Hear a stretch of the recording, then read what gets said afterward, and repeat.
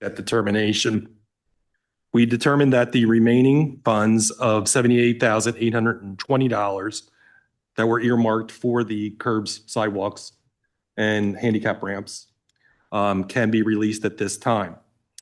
This will then leave, the project will then be 81% complete, and 19% is still reserved for other improvements that probably won't occur for a few weeks because those are landscaping items, exterior lighting, and things like that.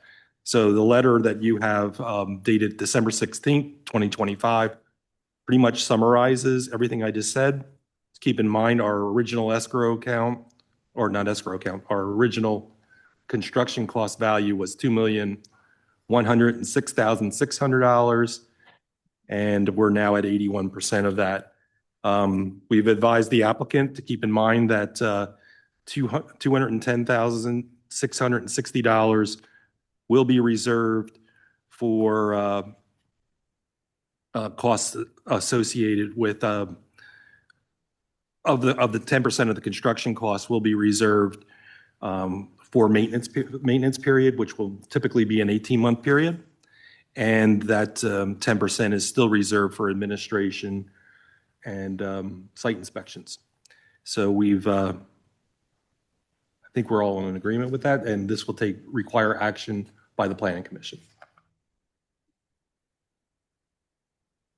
Okay, does any of the commissioners have a question concerning the release of the escrow funds? I don't know if we mentioned it, but this is a school district. I don't know if I heard it mentioned as to what the project was, so. Yeah, Reading School District, STEM Academy, Land Development Plan. This will be escrow reduction 3. And we still don't have signed agreements. No, but we will need it for the maintenance, definitely. Aristides Otero with Wilkinson Design Group. I just kind of follow up. Obviously the city was out yesterday. Chris, I just ask you to point the microphone towards you, please. How's that? As Jerome mentioned, the city was out yesterday. This morning we had the Conservation District on site. They indicated they're satisfied, so we're going to be beginning the notice of termination. As part of that termination, we must re-record the O&M agreement. So we got to get that agreement. That's their agreement. What about the city agreement? Yeah, so that I don't really handle. I can press the district once again to try to get that off center. Obviously, you have the ability to hold occupancy based on that, I'm imagining, or issuance of permits. So I will press upon them once again that they need to finalize that and get that recorded. And we'll have to revise it again to reflect this new reduction. I'm sorry? We'll have to revise it again to reflect this new reduction. Okay. We will also need to do the stormwater management maintenance agreement as well. Right. That's out there as well. Right. So yeah, they both need to be signed. Thank you.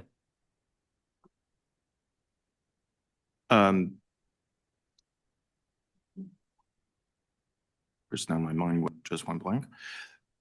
Aristides also mentioned, he has a question about as-built plans. And I forget exactly how we do that. We always wait till the occupancy permit is given. Is that Yeah, correct? the as-built plans will be required at the end of the project when it's ready to go to maintenance. So once we have everything completed, 100% of the construction costs, then we typically can accept the as-built plans.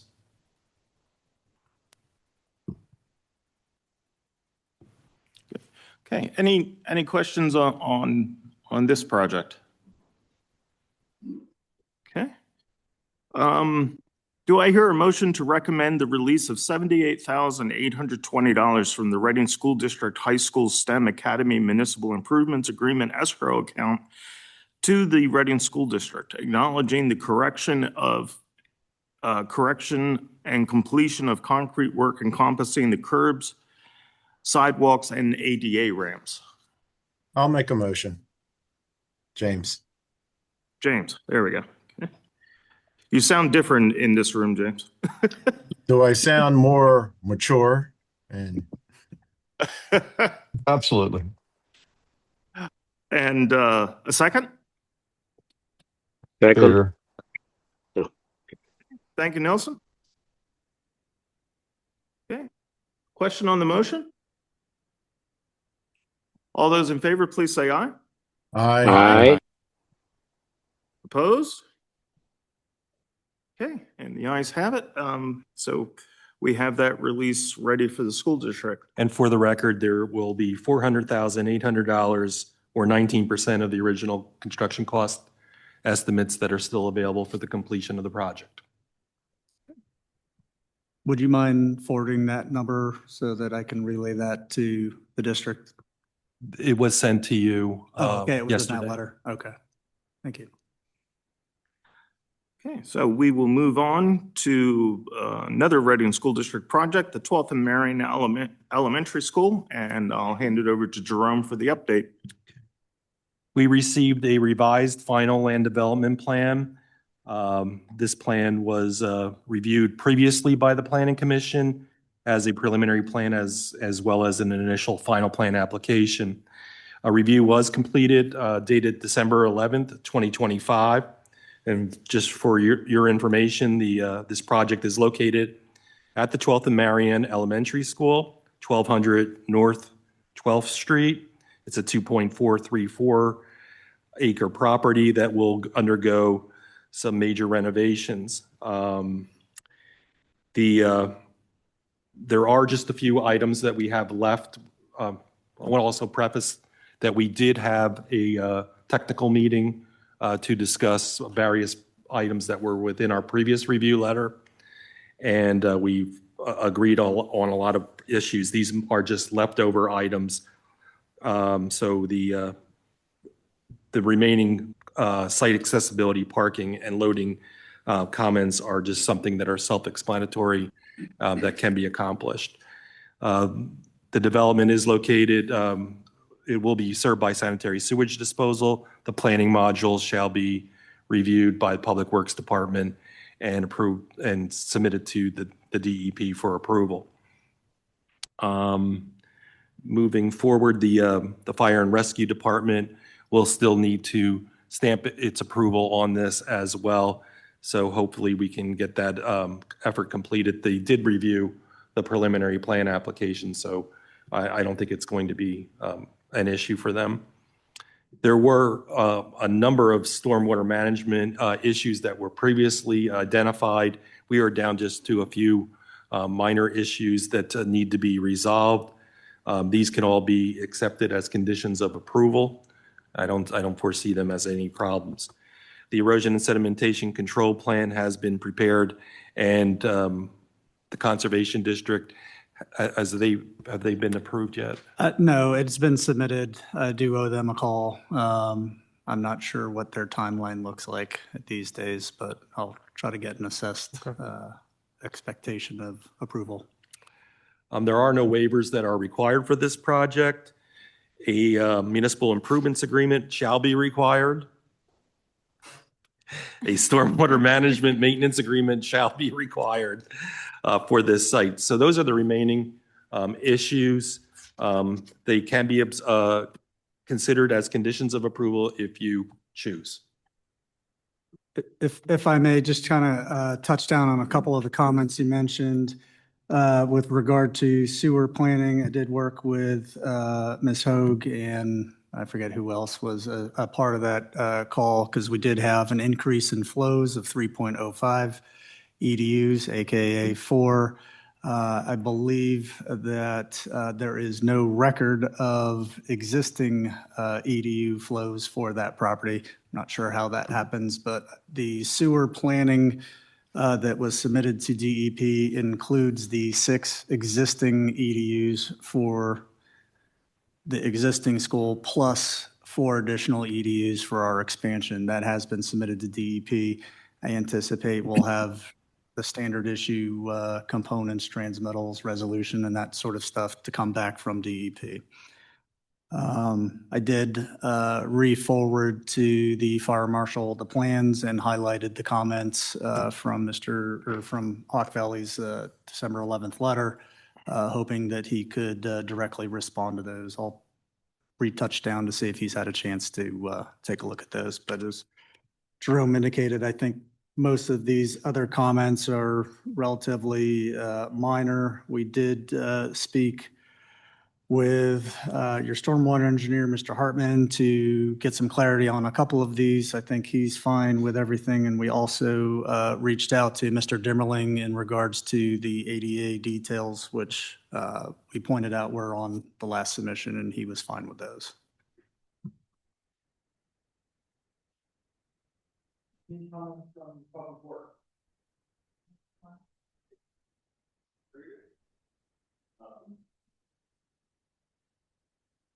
And any comments from the solicitor as well? Yes, and we'll bring them, even again, let me know. Send them again. And now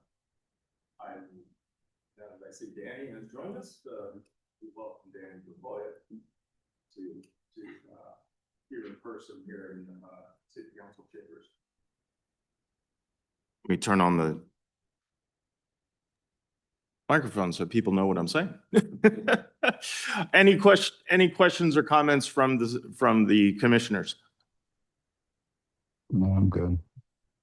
Just know that we can't hear anything unless your microphone is turned on and you're speaking into it.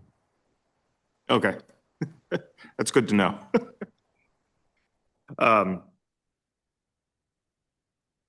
Okay, if there are no comments or questions, do I hear a motion to grant conditional final plan approval for the Reading School District 12th and Marion Elementary School Land Development Plan, subject to the applicant resolving all issues referenced within the review letter issued by Hawk Valley Associates dated December 11th, 2025. I'll move it. Okay. Second. I think that was. Okay. And do I hear a second? Peter? Okay, Peter? Very good. Question on the motion? All those in favor, please say aye. Aye. Opposed? Okay, very good. Just need, okay, and then do I hear a motion to authorize the chairman of the planning commission to execute the municipal improvements agreement and the stormwater management maintenance agreement? So move. Danny? Okay, second? Peter? Second. Peter? Okay. Question on the motion? All those in favor, please say aye. Aye. Opposed? Okay, I appreciate your time. very good. Well, thank you for coming in, Orestes. As always, if you need anything, we are here. I will work on the school district for both escrows and agreements. Thank you. Okay, now we move on to two more related projects. First up, we have the Reading Parking Authority parking lot, off-street parking at 213 South 11th Street. And I'll hand it over to Jerome for the update. Thank you. This is a revised plan. This is the Reading Parking Authority, 213 South 11th Street parking facility, which we've identified as a revised final plan. We also had a technical meeting regarding this project with the applicant, and we were able to resolve a number of issues. This project is located at 213 South 11th Street. It now involves 63 off-street parking spaces. 51 of them are standard spaces. 10 of those are still considered large vehicle spaces, and 2 are handicap spaces. The plan was last revised on December 1st. The site is located in the R3 district. The applicant has received a number of zoning variances for this application. The site has changed, so we're asking that as a condition of approval, that the zoning office verifies that there is compliance with the zoning hearing board's decision. A landscaping plan has been revised and resubmitted, considering that there is now less impervious coverage on the site.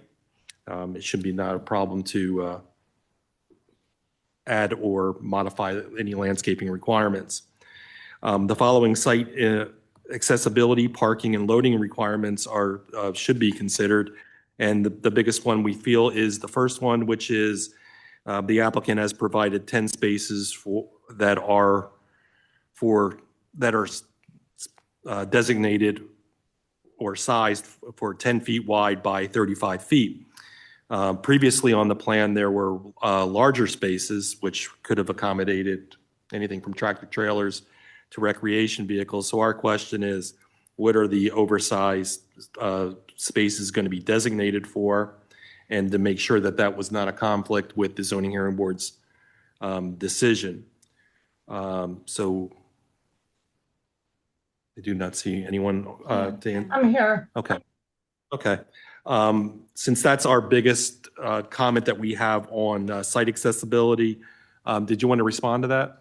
Yeah, we just kept them on to accommodate larger trucks, larger vehicles, maybe, a vehicle with a trailer on the back or anything like that. The only thing we're going then to need to see is to demonstrate that the turning movements can be accomplished for whatever size vehicles you're going to be considering at the designated points of ingress and egress. Okay, So just some turning templates. right. That's not a problem. Okay. And Jan, if you can, just put a note somewhere on the plans that those 10 by 35 spaces are going to be for like oversized passenger vehicles or something like that. That way, there's no confusion as to what those are going to be for. Okay, we did put a note on the plan saying that there were no recreational vehicles allowed, but I'll add that as well. Okay, thank you. Some of the other comments that were relevant to the site accessibility are items that can be easily accomplished as conditions of approval.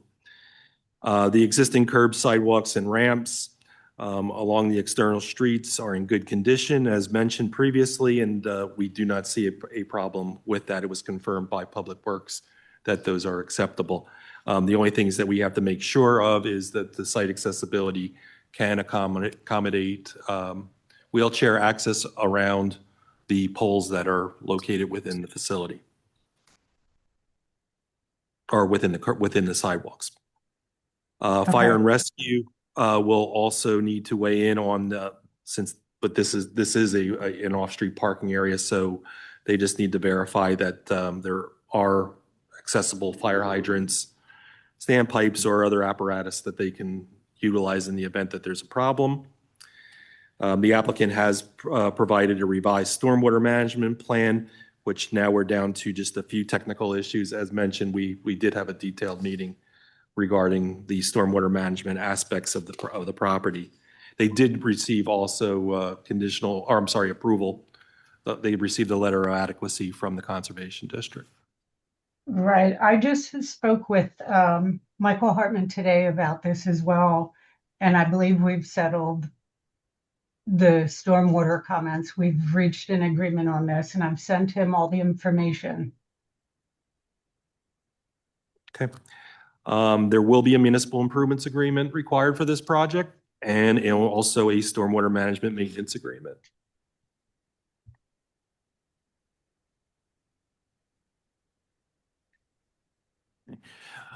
I guess the major change between the preliminary plan and the previously submitted plan and this one is that there's now a entrance on South 11th Street? Yes. Jan, was that always on plan? Yes, It, there we always just- was one.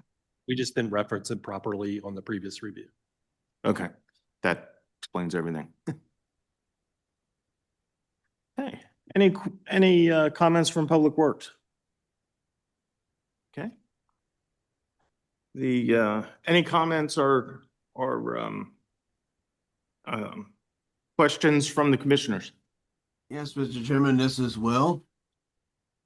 Okay, go ahead, Will. Thank you. I have a zoning question. Would vehicles with boats as the trailer, hitched to the vehicle be permitted for parking? I mean, this thing is question has come up over the years. Is that something that would be permitted? I would say no because it's recreational,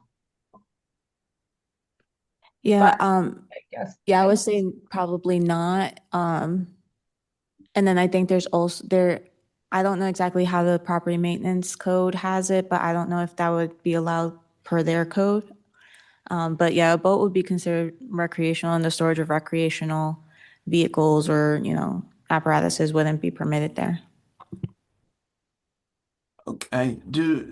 Does our planning consultant recommend that there be some signage that there be no RVs?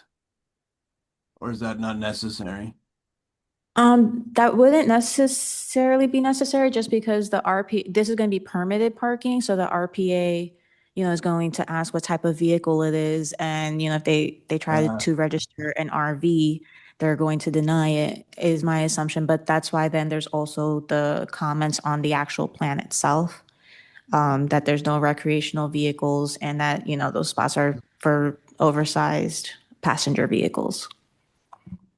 Okay, right, because it's RPA permitted, right? Okay. And then the other question I have is, are we going to do the subdivision and annexation for that encroaching property as a separate plan? Yes, the applicant has provided a easement. It's a 6-foot wide by 30-foot wide easement. The property owner is In-House Realty, and the property address is 237 South 11th Street. They have a draft agreement ready to go for approval, for signatures and recording. Oh, that's great. And then the easement would suffice? We wouldn't need to do the subdivision and annexation? I'm asking our solicitor. Yes, Okay, yes. that's what I thought. Thank you.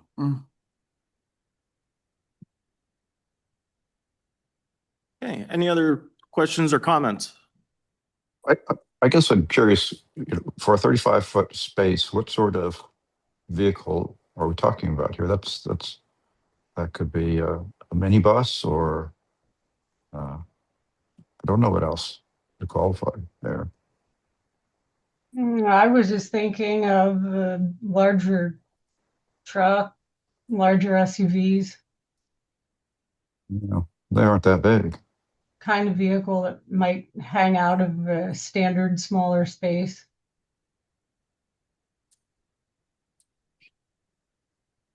Yeah. I think there's, Go ahead. I think there's also the possibility that we may have some possibility that there will be some contractors with large pickup trucks with a attached trailer that might use this, might take advantage of this type of parking, since it's very hard to very difficult to park on the street with that. There's also possibility of food trailers. I think it's a possibility, but that would have to be determined by the zoning.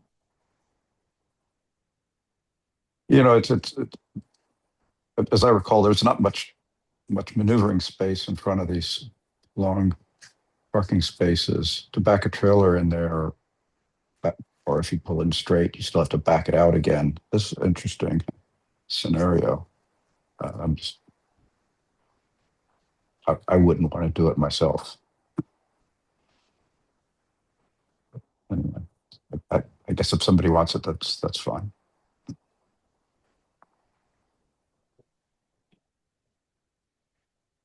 Okay.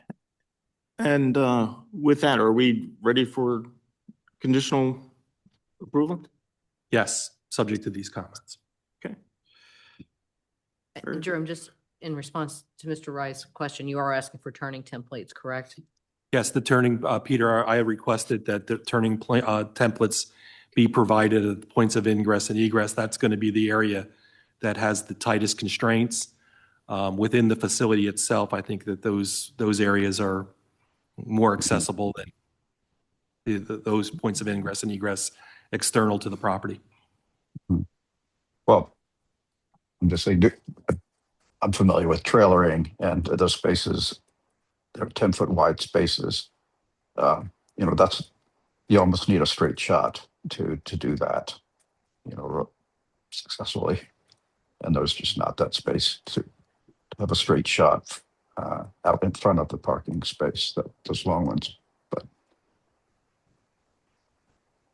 I had asked that if these spaces can be utilized by, say, a contractor or like, say, a plumber, electrician, someone who has larger vehicles that normally would stick out if it was parked on street, it would stick out in the road. This more conducive for them. If it's permissible, then I think that there is a home for those types of vehicles.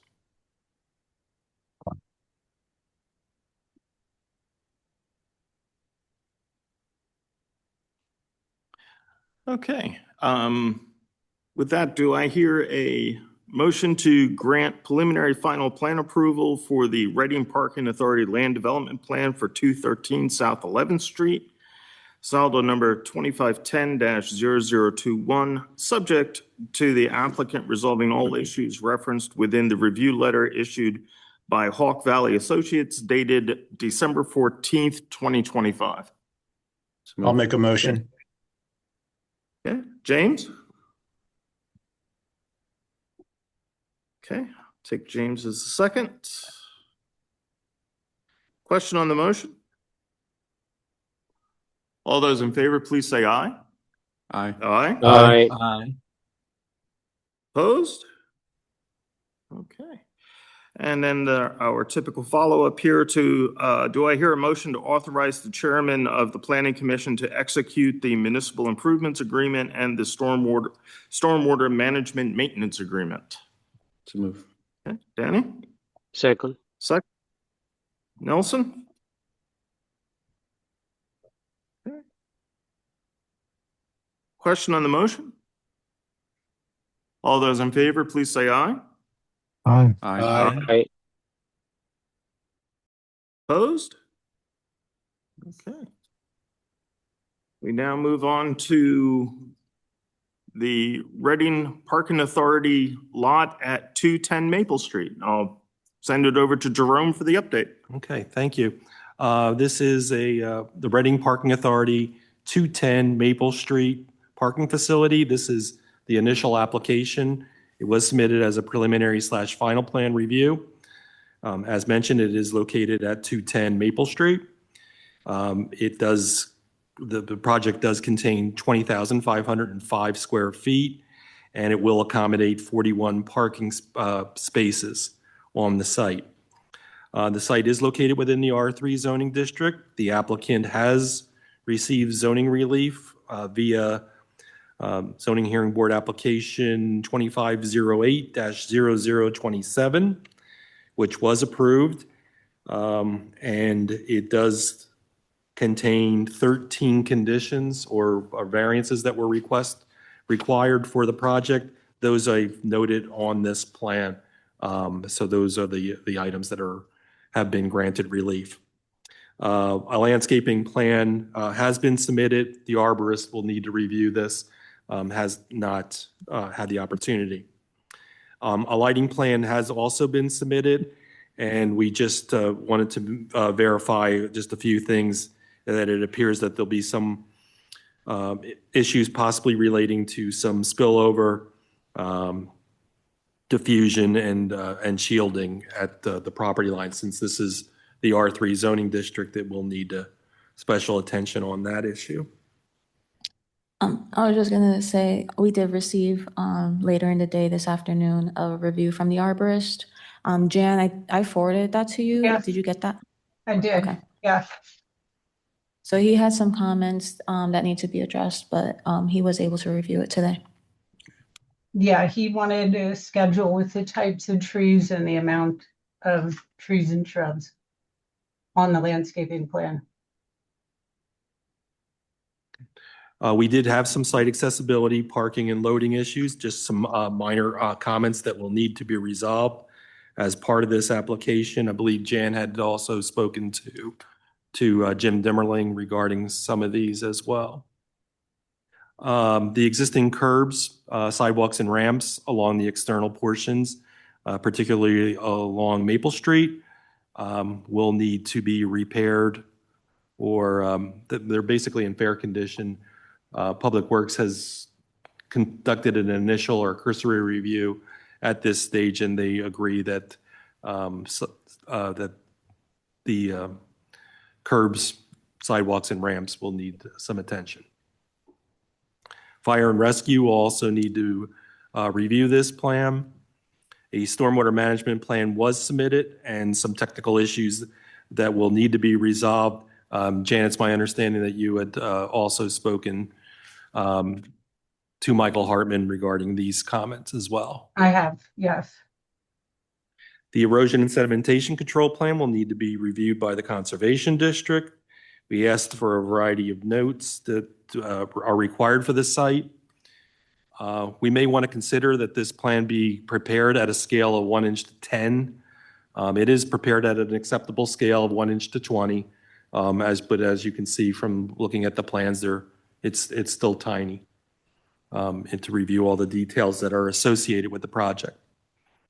The applicant has requested a waiver to combine the preliminary and final plan applications, which will make this a preliminary and final plan application.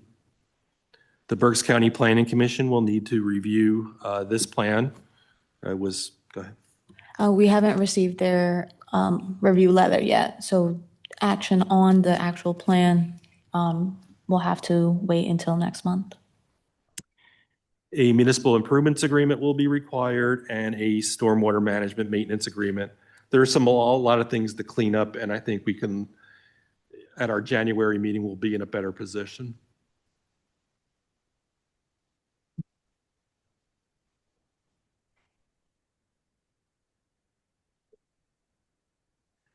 My question about the Berks County Planning Commission review has been answered. So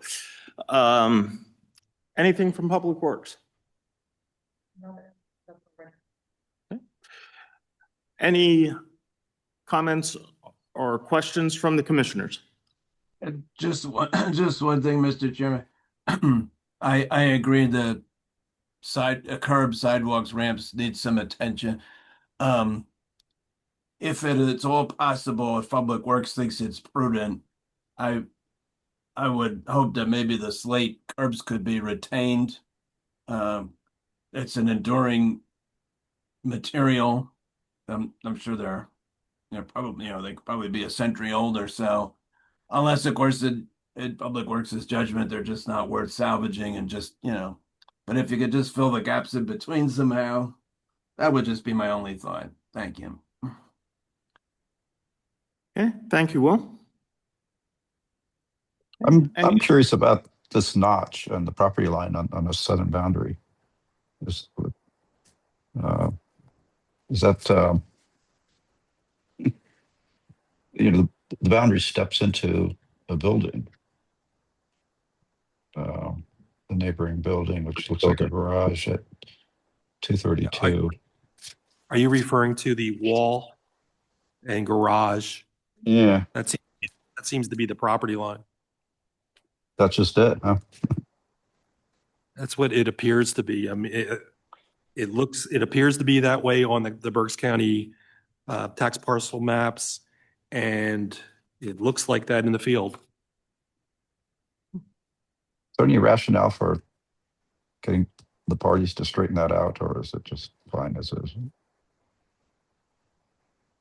Seems to me if I was the owner of the neighboring property and wanted to do a repurposing or renovation to it or something, that might be a challenge to work around. But I'm sure there's some history to it, that they were, cojoined at one time or somehow this notch made sense.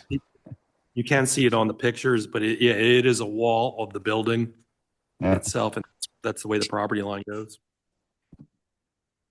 I agree with you. It would be a better idea just to straighten the line out and call it a day. Yeah. But just a thought. I don't know if it's worth pursuing. It's always nice to fix ambiguity as we go.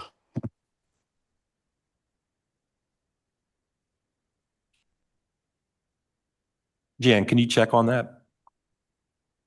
Which part? It is the property line. The southern property line, to see if that could be conveyed to the landowner at 232. Sure. Like 10 square feet or something. It's small.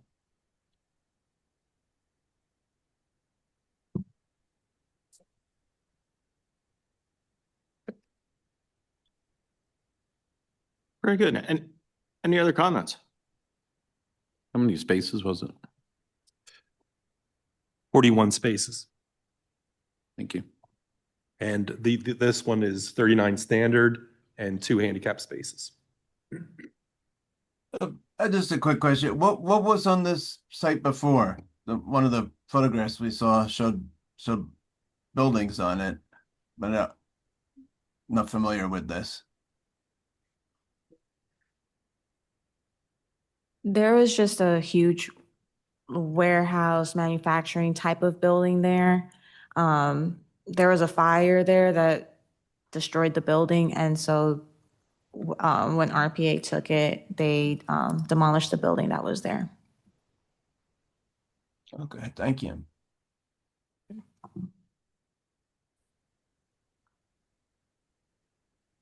All right. Since we have not received Berks County Planning Commission review letter, we will have to table this plan. Do I hear a motion to table? So move. Danny? Second. Okay, Nelson? Question on the motion? All those in favor, please say aye.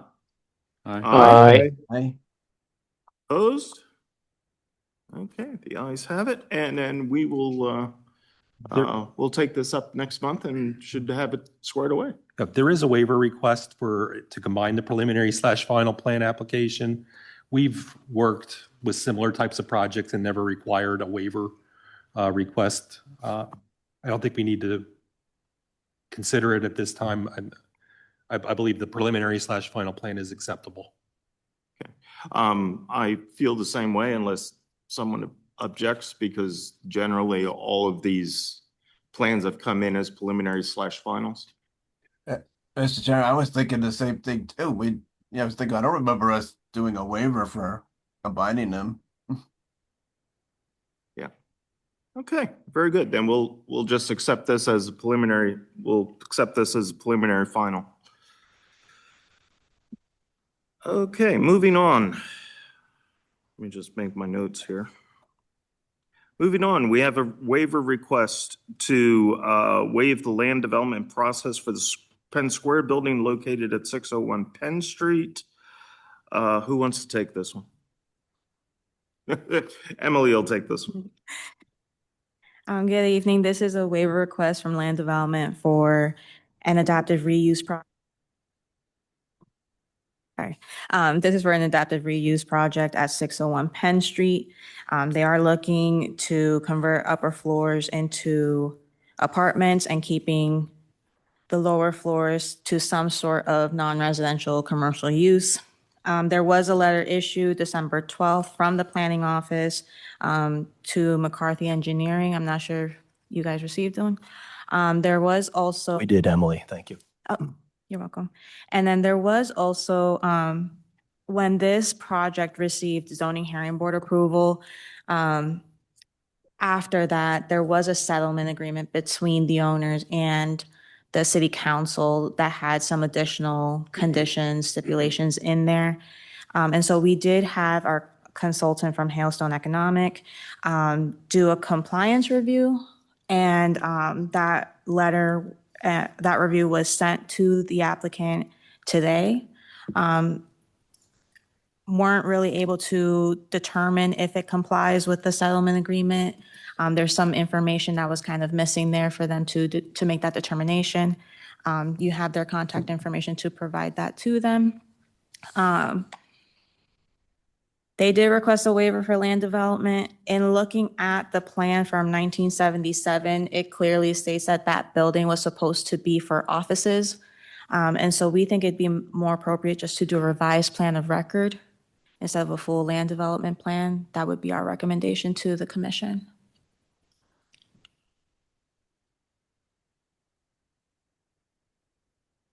If you have something, yeah.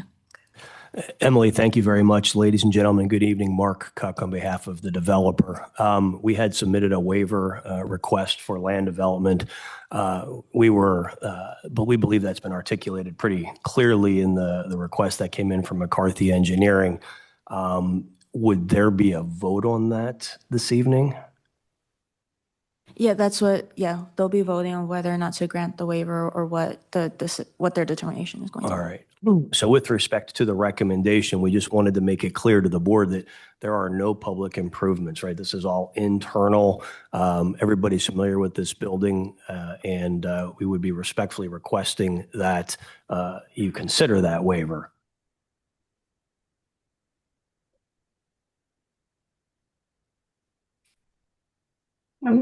May I speak as well? We've also cited in the waiver request that zoning approval from March of last year of 2024, that it was approved as an adaptive reuse project, completely separate of the land development that was recorded in 1977.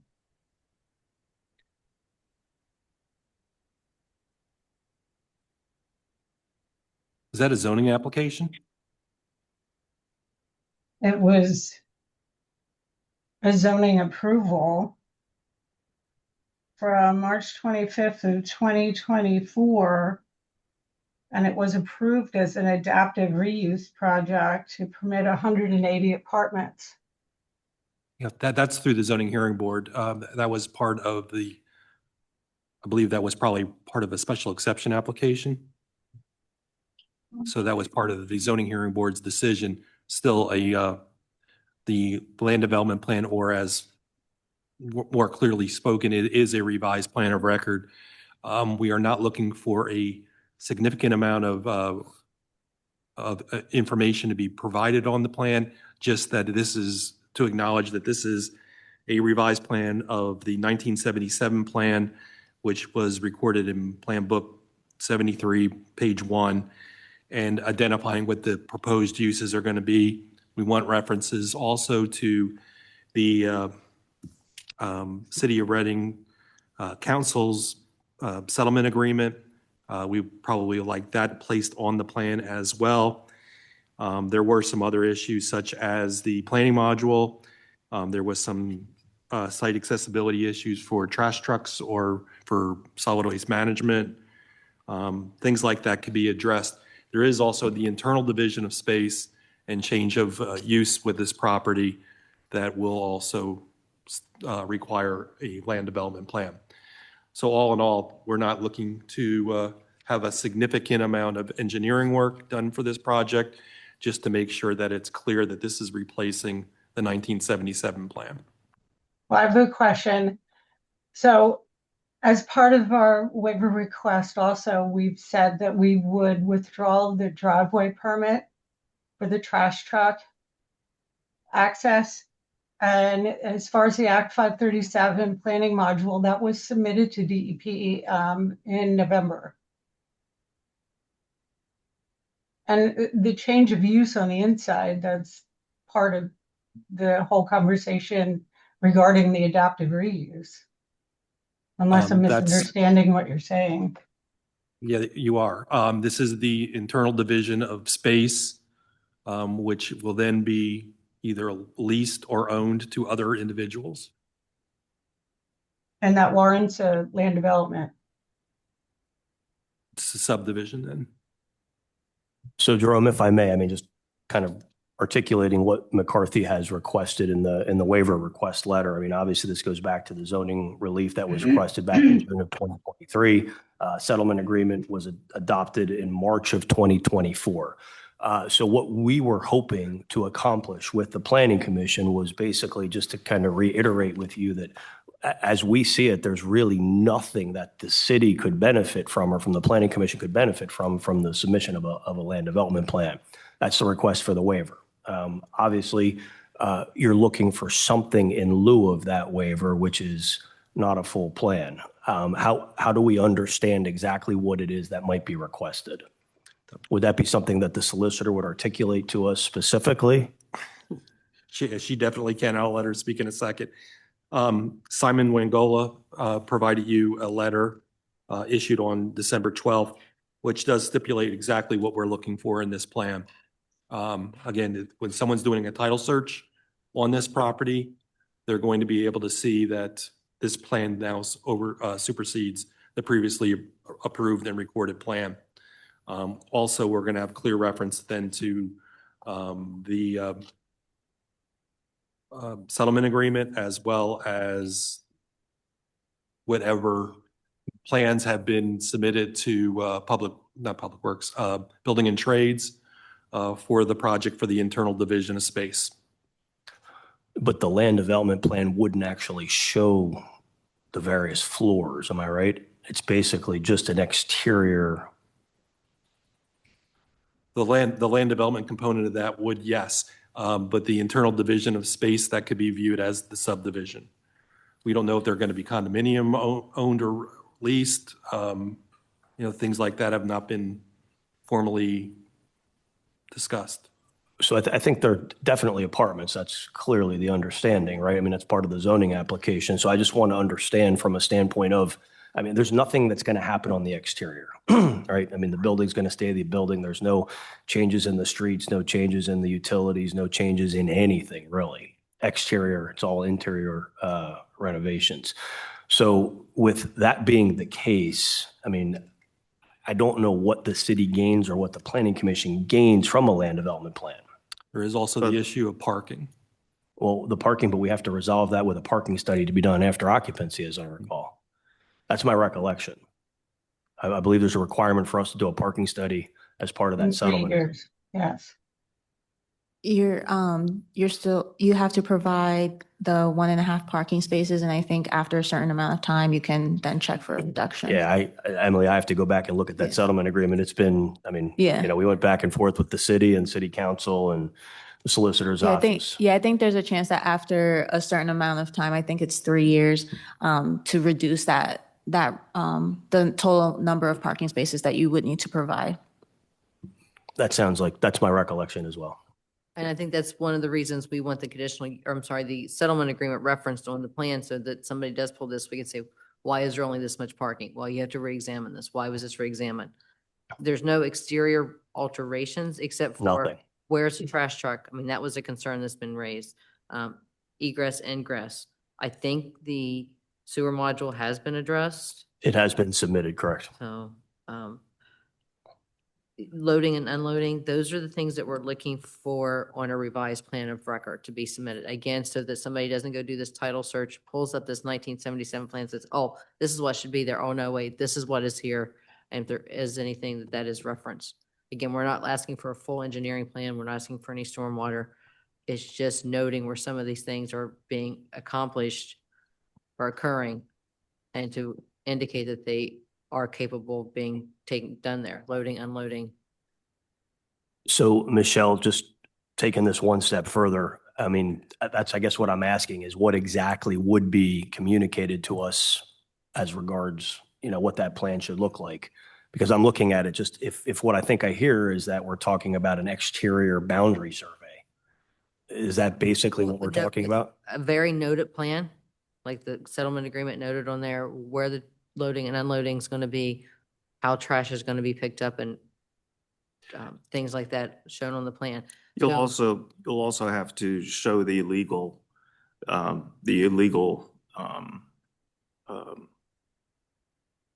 garage door that was installed on the plan that shows new access that was not originally part of the building.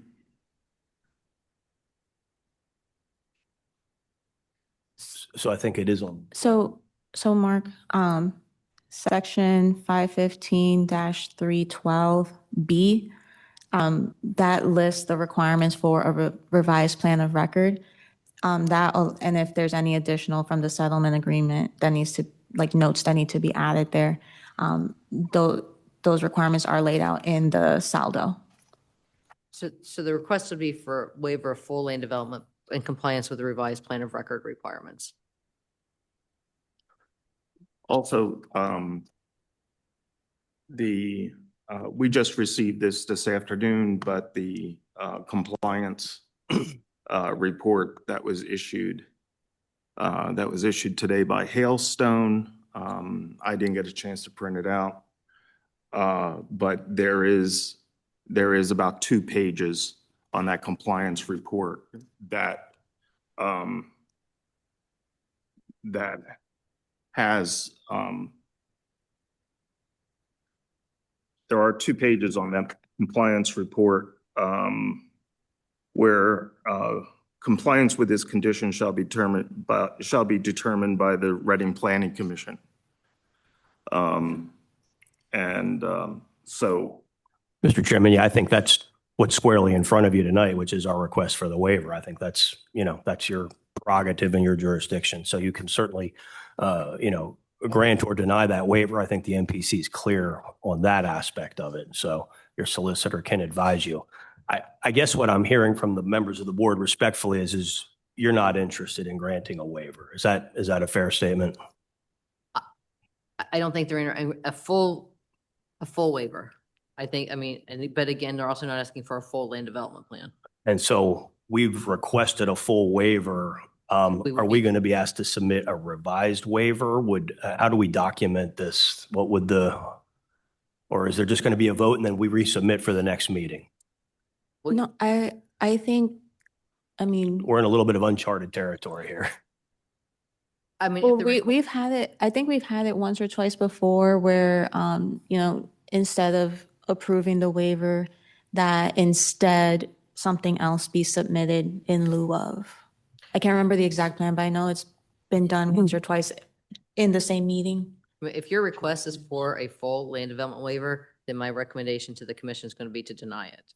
If you're willing to consider and or revise on the record, submitting a revised plan of record and based on the information received, the commission could consider doing that. Yeah, as long as compliance is with 515-312B, and there is also another section for 515-312D, that would still apply. So may I perhaps suggest that we resubmit a written waiver? I'd like to be clear on the record. I mean, it's hard to make a decision on this on the fly, Michelle, as I'm sure you understand. I mean, we submitted a request for a full waiver, hoping the commission would consider that full waiver. If that's not going to be met with approval here this evening, I would understand that, your vote would be your vote, and we'd like to resubmit something else if that's acceptable to the commission. If the commission's agreeable, I would recommend them denying the request for full waiver without prejudice. I'd respectfully request you grant it, but I don't see that happening, so. I mean, we've also had it where we've tabled it and then that'll give them time to submit a revised waiver request. That way, That's it's another up to. alternative. That would be acceptable if we would be Table under a decision. table. We could, Michelle, you and I could talk and we could discuss a revised waiver request if that's what we would be able to do. Or just submit a plan just as we just discussed. And I don't think that there'll be any pushback. It would just be a revised plan of record. I'd be willing to recommend to my client that we work with the table and then figure out what the submission is from this point till the next submission deadline, which is what, for January? 3 weeks before, which is. That might be tight to get a plan in 3 weeks, Emily, but nonetheless, that's why I'm suggesting either a revised waiver request and or a plan or something along those lines. Give a couple options. If you're unable to get the revised plan of record, we can consider the waiver request conditioned upon receipt of a revised plan of record at that time.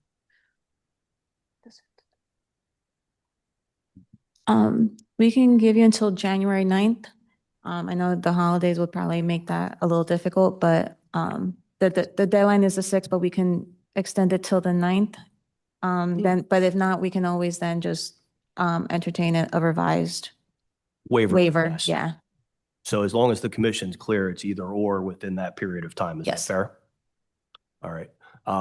If I could ask a question, then either Emily or Michelle, I know there's been a lot of discussion this evening about improvements agreements and escrows and stormwater agreements. I would respectfully request that none of those would be required or necessary under these circumstances. They wouldn't be required because everything's on the inside. There's nothing happening on the outside. Yeah. I was thinking as well. So, Yep. okay. There may be a small inspection if there's any any signs or something, but nothing, nothing exorbitant for. Yeah, Mark, even if you had, say, deplorable sidewalks out front, we would be able to work with you to have those resolved in terms of prior to occupancy permits. I don't think we do though, do we? You don't. Just so we're clear. And we wouldn't need full improvements agreements, just agreeing that if there were any inspection calls for any minor things, that those would be taken care of. So. All right. I appreciate the discussion. We appreciate the commission's thought process here. And so if we can respectfully request a tabling of action here this evening with the understanding that we'll either be submitting a revised waiver request and or a plan by January 9th. Is that right, Emily? Yes, January 9th. We would respectfully be willing to discuss that or ask for that motion. Okay, any comments from the commissioners?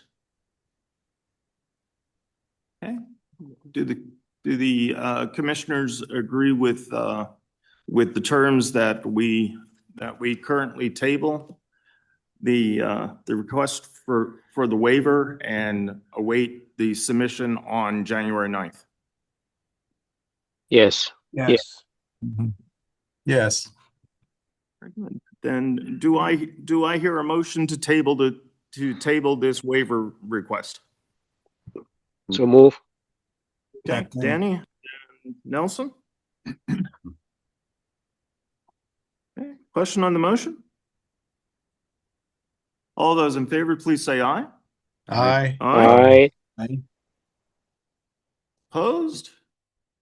Okay, very good. Well, thank you for coming in today. We really appreciate it. And I'm sure that we can work out the few details that you will need, because no, we're not looking for the full-blown thing. And the internal layout would be covered by what you submit to, I believe will be covered by what you submit to Buildings and Trades.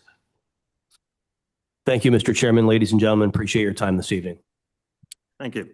Mark, if you could hang out just 1 second regarding Holy Trinity Church. We have a reaffirmation in that, so. Very good. Okay, moving on. We have plans requiring reaffirmation. So the first one, the one that we have is the 19th Ward Pump Station, which is the what Public Works is working on right now down at Stonecliff. Yeah. Saw some work down there. That's correct, sir. Okay. So do I hear a motion to reaffirm the 19th Ward Pump Station Land Development Plan at 1170 Monroe Street, saldo number 2409-0014, originally conditionally approved on August 24th, 2024, resolution number 81-2024. So move. Okay, Danny? Second? Peter? Okay, Peter? On the motion? Okay, all those in favor, please say aye. Aye. Aye. Opposed? Okay. Would you like to add a motion to authorize me to sign the resolution? Oh, yeah. So, do I hear a motion to, how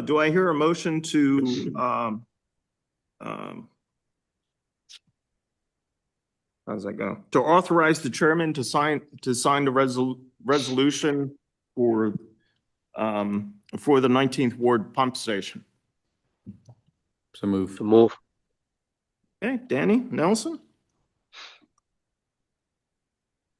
Okay, question on the motion? All those in favor, please say aye. Aye. Aye. Opposed? Okay. I didn't get a chance to mention, but Deborah Hogue is here, joining us since Tim is pretty well retired. Not quite, but getting there. So if there's any questions on this project, Deb is the person to ask. I'll give an opportunity for anyone to ask a question here. Okay, very good. Seeing none, moving on. We'll now go on to plans requiring time extensions. And the first one is the Holy Trinity Church of God at 1541 Montgomery Street. Just so people realize, this is the one that requires a stack of legal agreements for easements and all kinds of things and road vacations and things like that. So, you know, it is taking a while. Is there anything that the staff would like to add on this one? No, we do have someone from Boja if anyone has any questions. But and Mark, if you have any questions, but they stated in their email that it's just, they're still in communication with an adjacent property owner. Yeah, as long as, biggest thing is that as long as, you know, you're in contact with all the parties, I think we have no problem with the time extension. So how long is the request for the time extension? They're requesting for a year. A year? Okay. Okay, does anyone have any questions about this project? Has any construction happened there? No construction. Good night, everybody. This is Ileana Herrera from Boja Engineering. No construction has occurred yet with the project.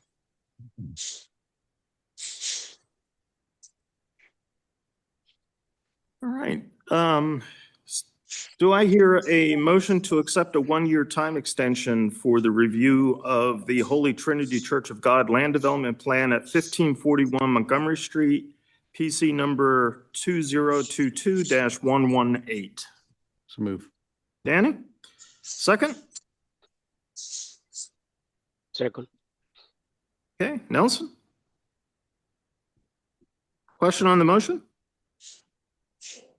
All those in favor, please say aye. Aye. Aye. Aye. Aye. Opposed? Okay, very good. Thanks. In case they had any questions, you were here, so. Thank you, everybody. We appreciate it. Have a good evening. Okay, Thank you, everybody. Right. Night. Okay, our next plan requiring a time extension is the Windsor Way Holdings redevelopment. This was at 1340 Center Avenue. This was the former Reading Rentals building across the street from Riverside Elementary School. How long is this extension for? So the time extension is for a year. I had a meeting with the owners of the property, and one of the owners, Monica, is on here if you have any specific questions for her.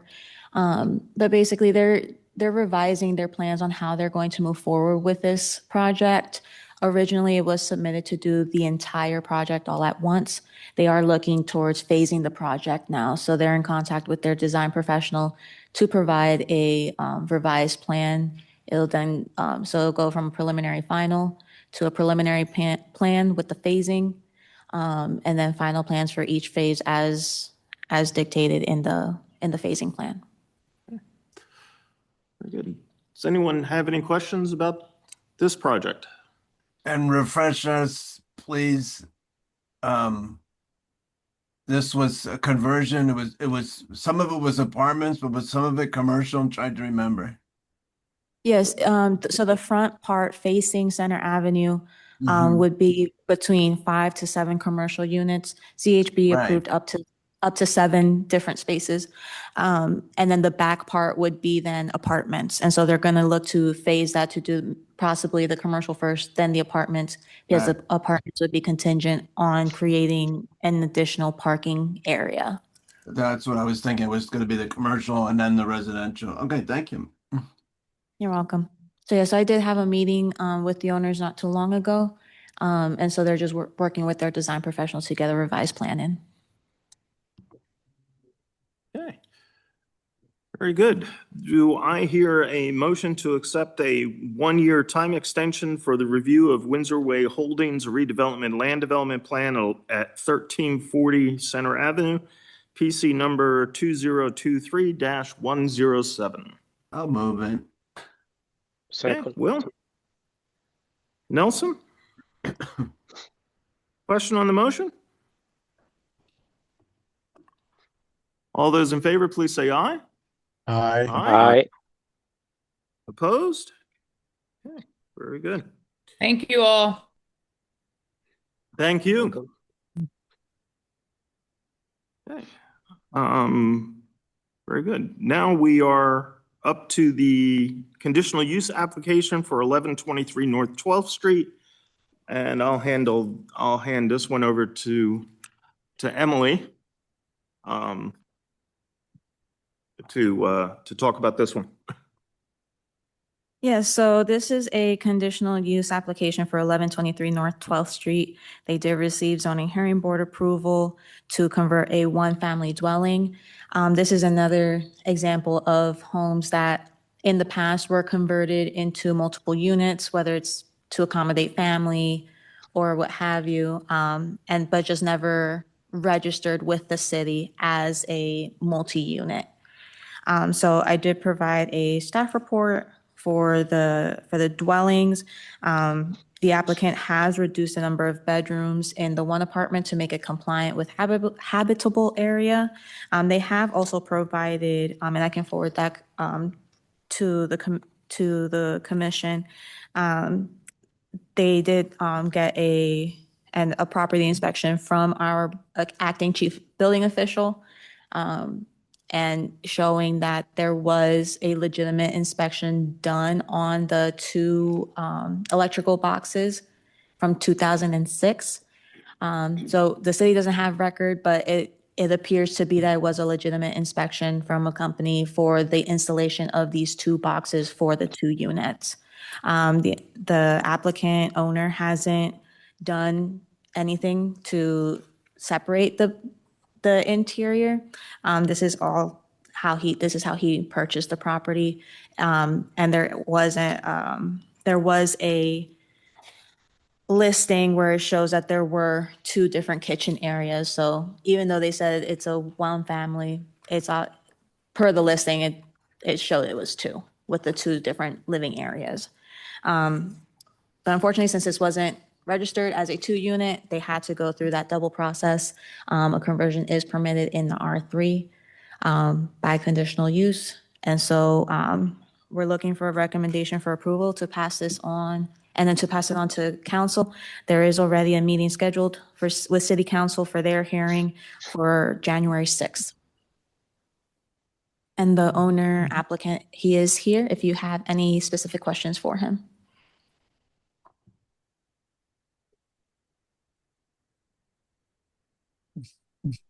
Actually, I have a technical question that on your review, it says the area of the first floor 1-bedroom dwelling is 421 square feet. The minimum required is 550 square feet.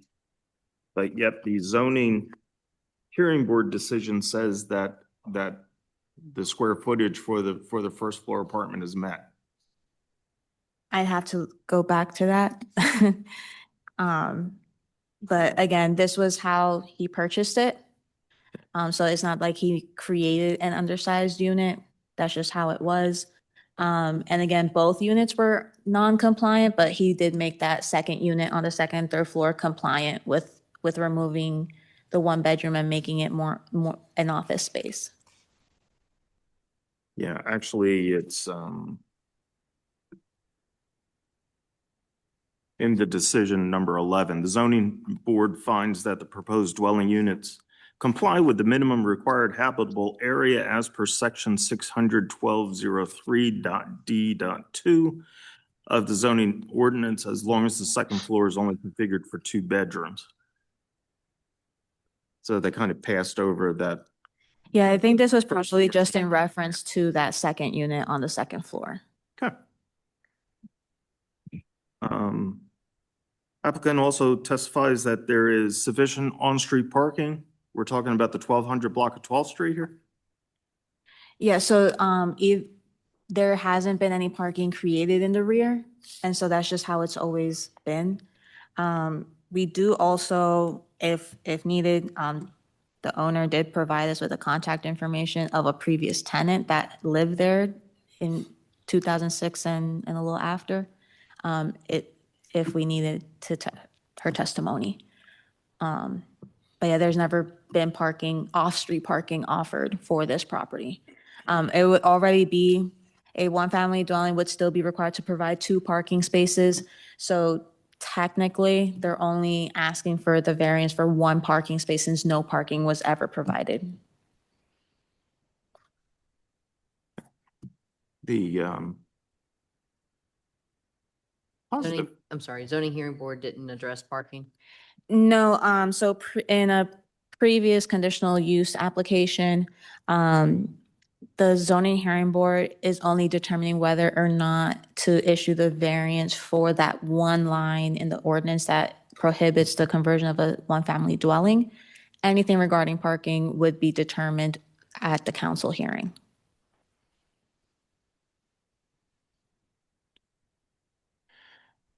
Do any commissioners have any questions concerning this conditional use application? I would just comment, Mr. Chairman.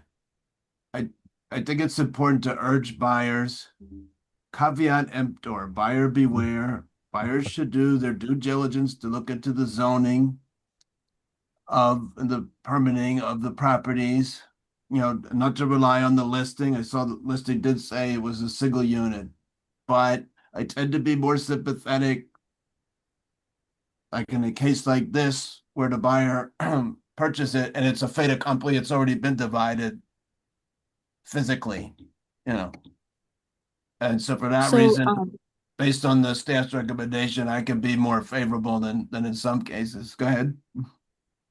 I was just going to say that property maintenance is amending their ordinance. Instead of it being a post-sale inspection, it'll be a pre-sale inspection. So that should be able to catch a Yes. lot of before the sale goes through. Now, Right, that obviously, would if be it's just good.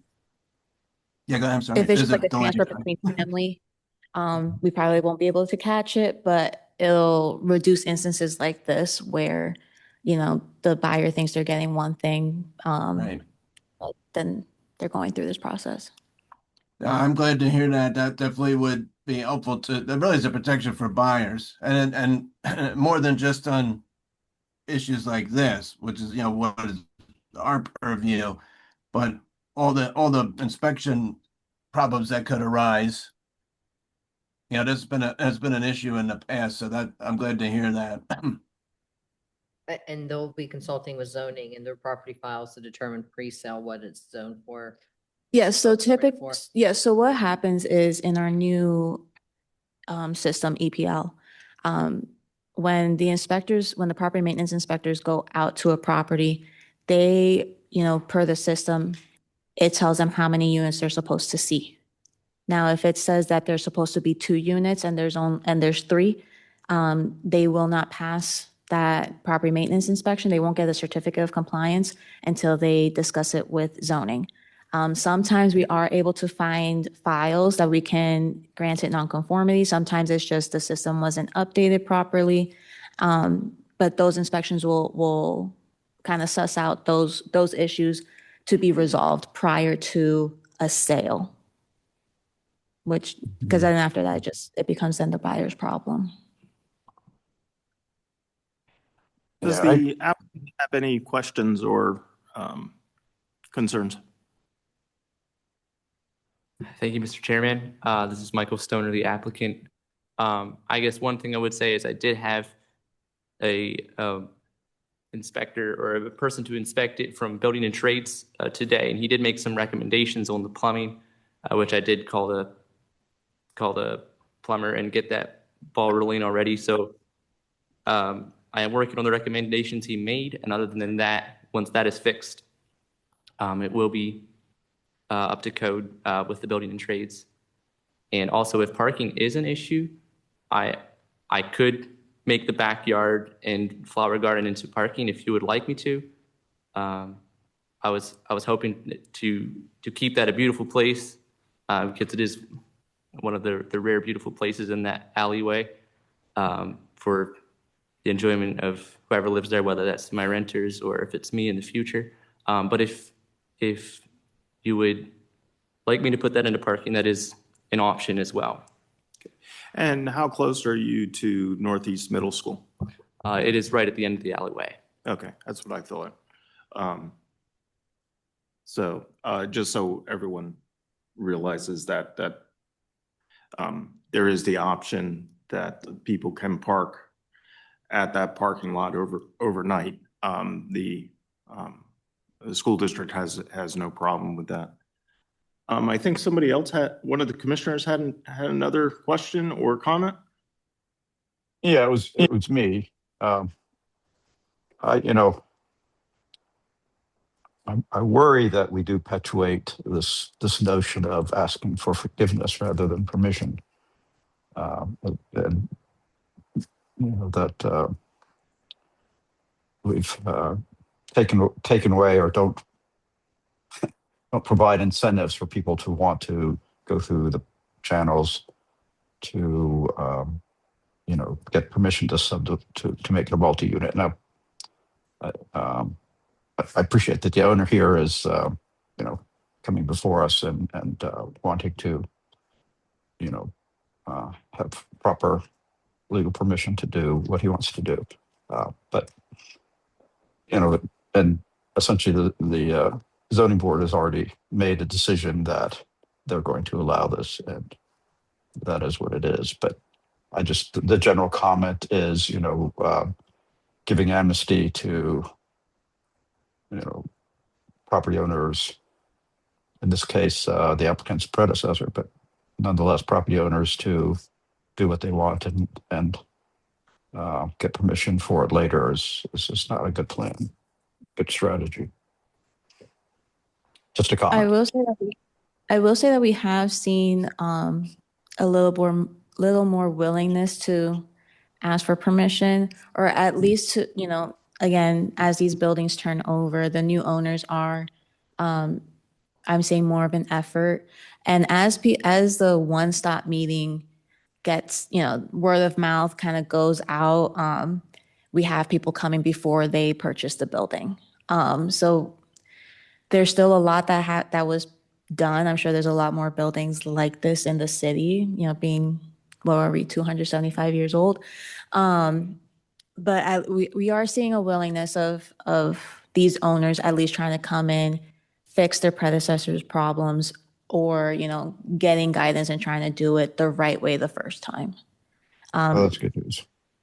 Yeah, so, I mean, just by the number of conditional use applications, we usually average one per year. This is the 5th one we have this year. Okay. So that goes to show, people do want to do right by the city. At least that's what I like to think. Good. Thank you. Okay. Any other questions or comments? I just have one comment, and that is, while I appreciate the willingness to do something with parking, for the commission, we do need to think about the impact that would have on stormwater. Because we would be significantly increasing impervious cover if we're converting something into parking. So it's just a comment for consideration. I really appreciate the applicant being here and his willingness to make right the wrongs of the past. I think that says a lot. Thank you. If the commission was so inclined, you can make a recommendation. Make a recommendation to council if you desire to grant that if any complaints are received regarding parking, the owner shall evaluate parking. Yeah, this is just a recommendation to council. Council will determine whether or not they want to grant him the relief to, or, if they'll make him do the parking. But they can add conditions as well. Yes. So. Very good. Anything else? All right. With that, do I hear a motion to recommend to City Council to approve the conditional use application for the conversion of 1123 North 12th Street from a single-family dwelling into a two-family dwelling as specified by the Zoning Hearing Board decision dated November 12th, 2025? So move. Danny? Okay. Second. Nelson? Oh, I'll take James. Just. Get some variety. Okay. Question on the motion? All those in favor, please say aye. Aye. Aye. Opposed? Okay. Very good. Thank you, sir, for joining us today. We really appreciate it. I'm sure, especially Peter and I, and appreciate it because we're Peter's on blighted properties now, and I was on blighted properties, and oftentimes people just don't show up, and so it's good to see the people are getting involved. Well, thank you all. I appreciate it. Mm-hmm. Thank you. Okay, next up, we have three requests for reuse recommendations from the Redevelopment Authority.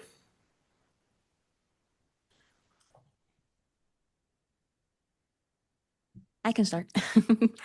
We do have Paige Brookins here on behalf of the Venue Redevelopment Authority. So there are 3 properties for consideration. The first one is 626 Schuylkill Avenue. Pretty straightforward. It's a one-family dwelling.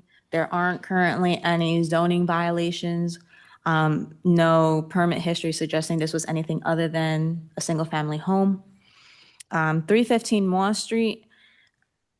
This is a situation where there isn't a zoning permit for the multiple units. However, there is some property maintenance history. This one being a tenant occupant listing from 2003. listing 2 units, but they were both vacant at that time. So technically, if there are still 2 units in there, and if the Reading Redevelopment Authority decides to acquire this property, they can just submit zoning permits to register the nonconformities.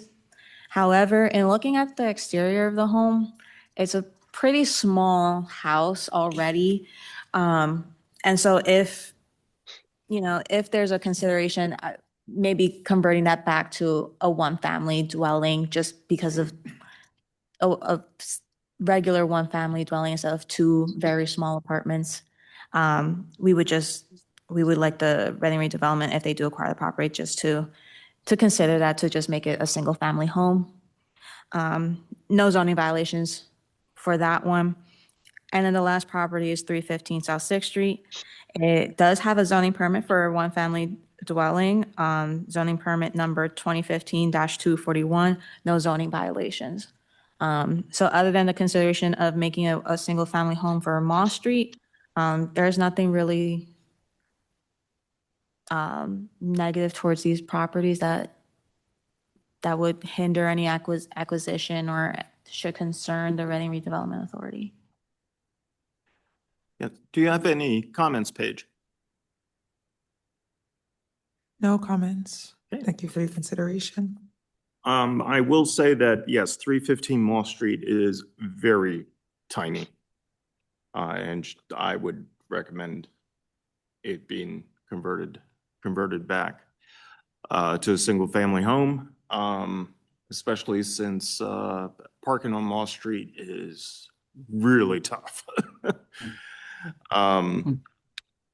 Any questions or comments from the commissioners?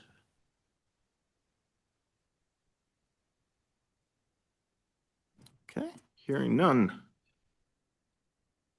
Do I hear a motion to recommend to the Reading Redevelopment Authority the reuse of 626 Schuylkill Avenue as a single-family residence? So move. Okay, Danny? Second? Yep, Peter. Peter? Okay, question on the motion? All those in favor, please say aye. Aye. Aye. Opposed? Okay.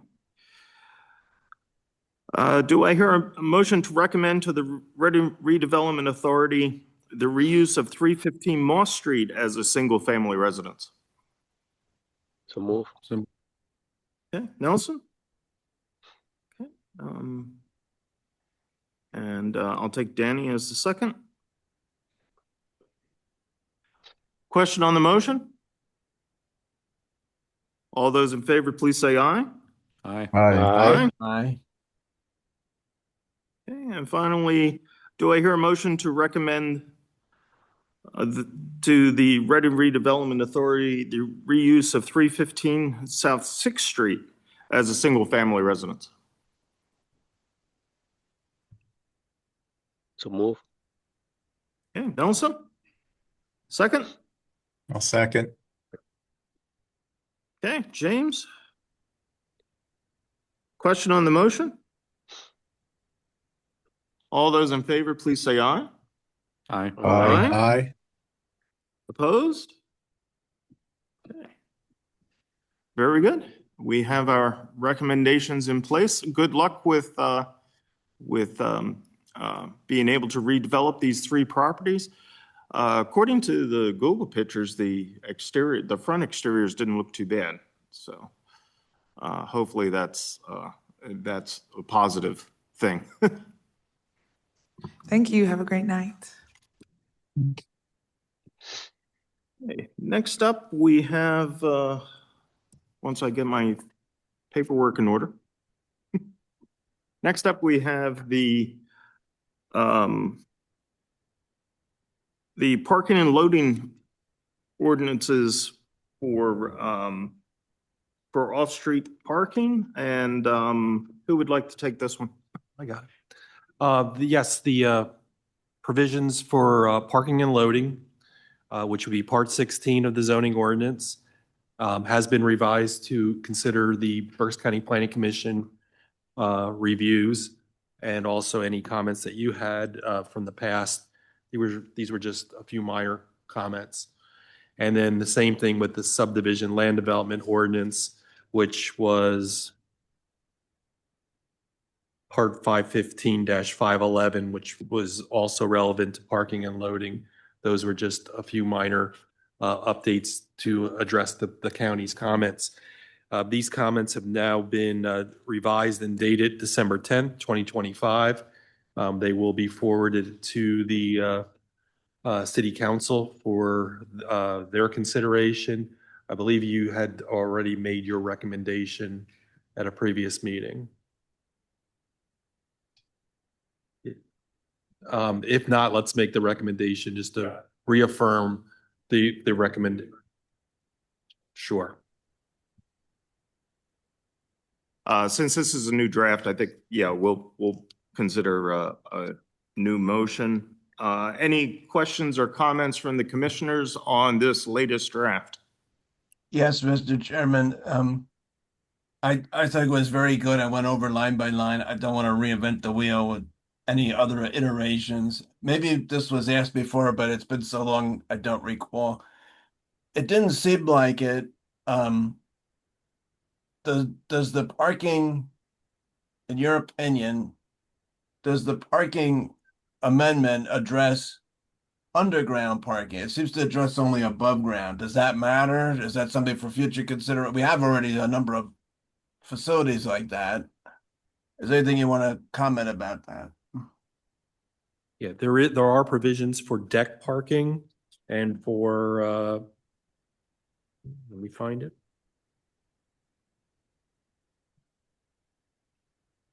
Yeah, typically it's above ground deck parking. We've had a few that were That's how below. I interpreted. Yeah.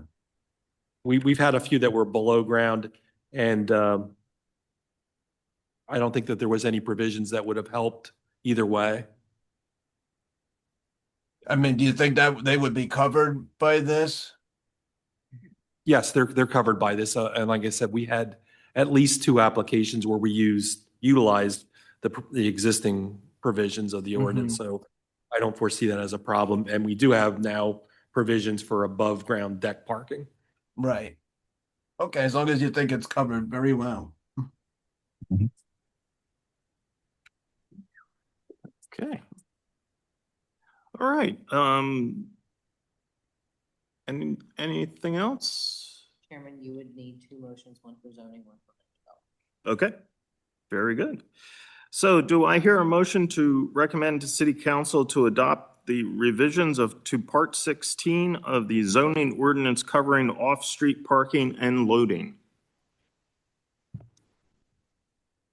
I'll move it. Okay. Will, and I'll take Danny as the second. Okay, question on the motion? All those in favor, please say aye. Aye. Aye. Opposed? Okay. And then the second part of this is to recommend to City Council to adopt the revisions to Section 515-511 of the subdivision and land development ordinance covering off-street parking and loading. Let's move. Okay, Danny? Second. Okay, Nelson? Question on the motion? All those in favor, please say aye. Aye. Aye. Opposed? Okay, very good. Next up, I'm sorry, are there hearing dates for these?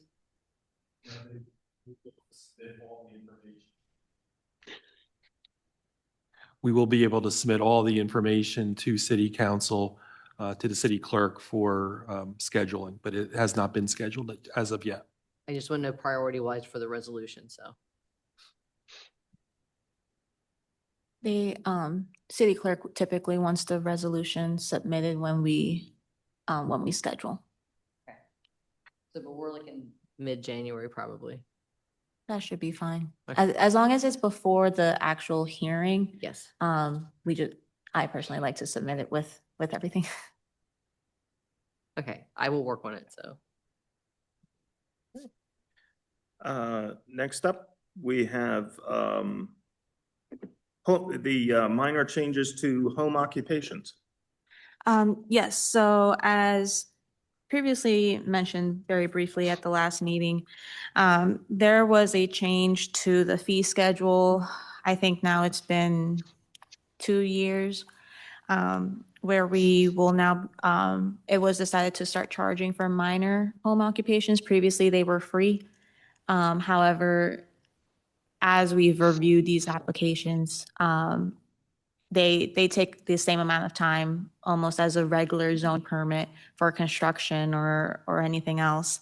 However, when they did the fee schedule change, they did not update the actual home occupations section of the ordinance.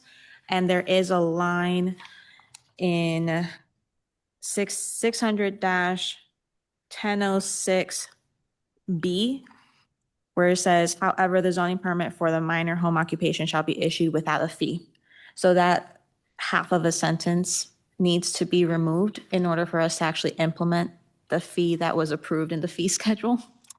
Also, as recommended by Chairman Wayne,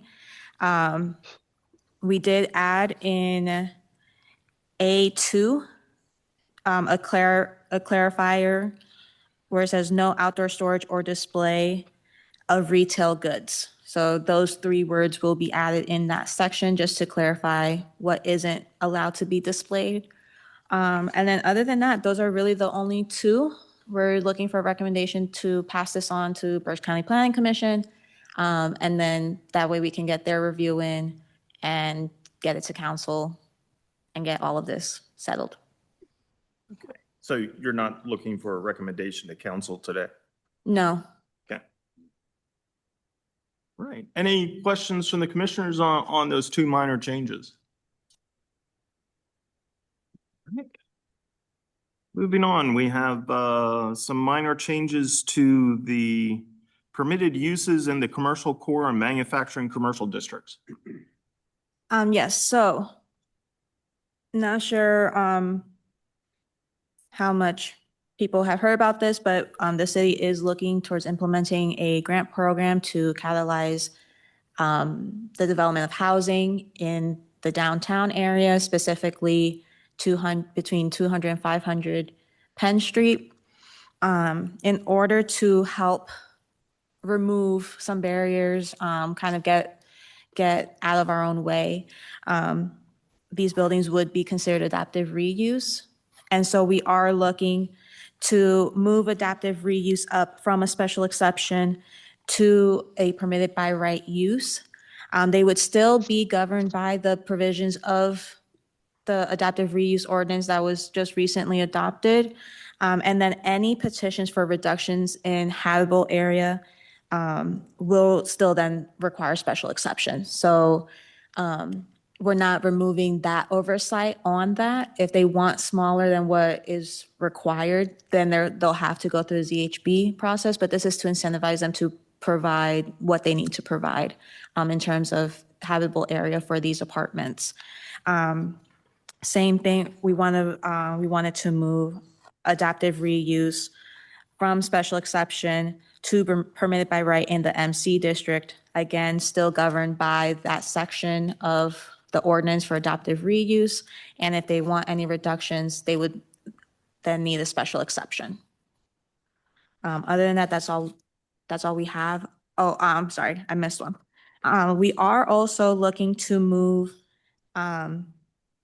section 600-807 through B3 for conditional uses. We're looking to remove taverns and nightclubs from conditional use and make that permitted by right use. They are already going to be governed by the Pennsylvania Liquor Control Board. And it just makes sense that in our downtown area, that should be where these types of uses should be. In other municipalities that I've been to, these types of uses are permitted by right. It helps to increase development. And And we think it just makes more sense, especially with all of the complaints that we've been having of these illegal after hours clubs that we've been having in people's homes and basements. This will give them a place where they can legally with a few less hurdles to have that use there and have them operate legally. Are there requirements to be permitted by right, parking, hours of operation, liquor license, those type of things? Yeah, so they would still require the license from PLCB, and they would be governed by basically what we already have. We would just move all of that from conditional use, and it would just be requirements for this use. They would need to abide by that. Okay. Yep. Okay, and once again, this is being sent to, So this is just, we haven't sent it to Berks County yet. Wanted to see if you had any comments, any recommendations before we sent it to them for their review. okay. Any questions or comments from the commissioners? I guess with the transit overlay, if that had been implemented, would that have accomplished the same thing? We'll get to that. That's next on the agenda. Yeah, that's fine. I agree. However we do it. Yeah, just to cut to the chase, I believe that those uses are permitted in the TOD. Yeah, I believe so too, because of, we're adding a few new definitions also. Yeah. Okay, and talking about the TOD. Yeah, Any that'll be update on- next. So if they're, if it's okay for us to then send it to Berks County Planning Commission, then for the CC and MC district. Okay. Yes, is there any objections from the commissioners of the staff sending these to the Berks County Planning Commission for review? No objection. Okay. Very good. Any comments on the transit-oriented development ordinance? Yes. Where's it at? We did receive a final draft from Simone Collins regarding the transit-oriented development overlay. And Jerome did also provide with some comments. So as of that's the final, unless the city or the chamber decides they want to do some changes, Simone Collins has given us their final draft. Now it's up to us in the planning office. We're gonna review it to just make sure that it's consistent with the rest of the zoning ordinance.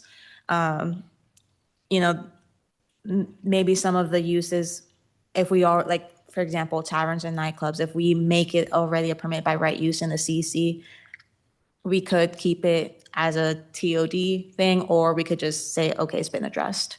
And then regarding some of their definitions and stuff, just to make sure that we're not adding conflicting or confusing terms, terms that mean the same thing. We don't need 3 different ways to kind of say the same thing. We want it to be consistent throughout the entire zoning ordinance.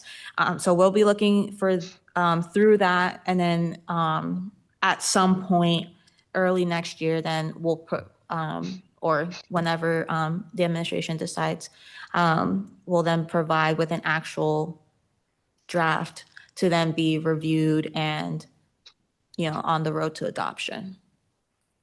We will ultimately have the final say of what goes in terms of the TOD overlay district, and then the provisions that apply to it, both on the zoning and also SALDO.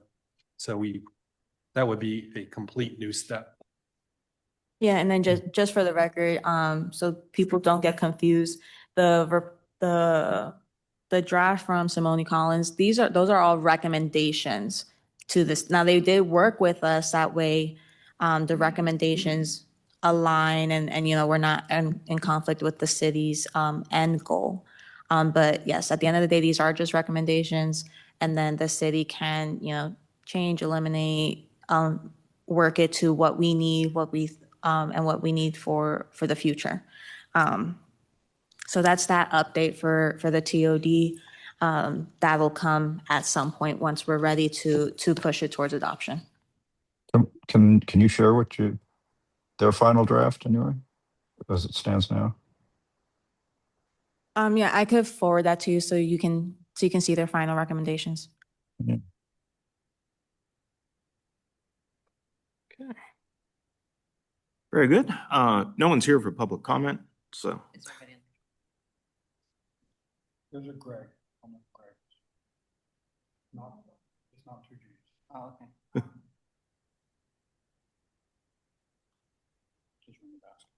Yeah, sure. There's a Greg on Zoom. Greg, if you wanted to come off mute for public comment, you could do so now. Otherwise, we are about to conclude the meeting.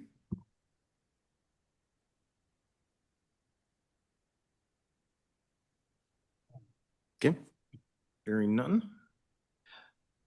Very good. Okay, so as I said, this is the last meeting of 2025 for the Planning Commission.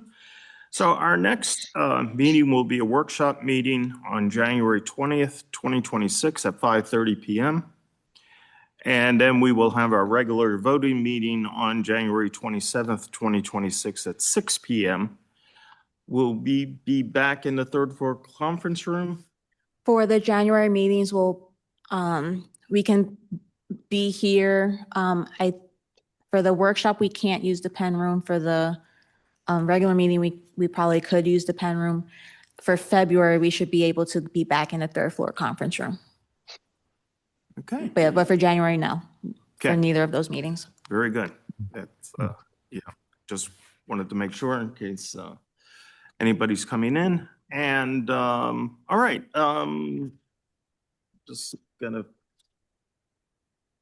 okay, I have to sign something. Oh, I just wanted to mention to everyone that there was an article in the newspaper a week or so ago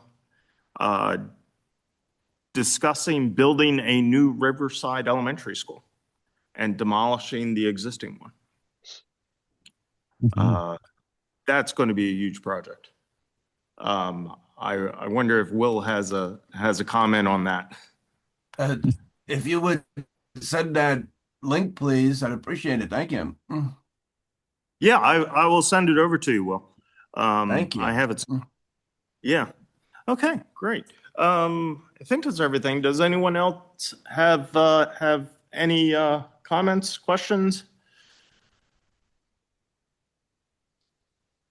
Once again, it's been a very good year. I want to wish everyone happy holidays and that they enjoy some time with their families.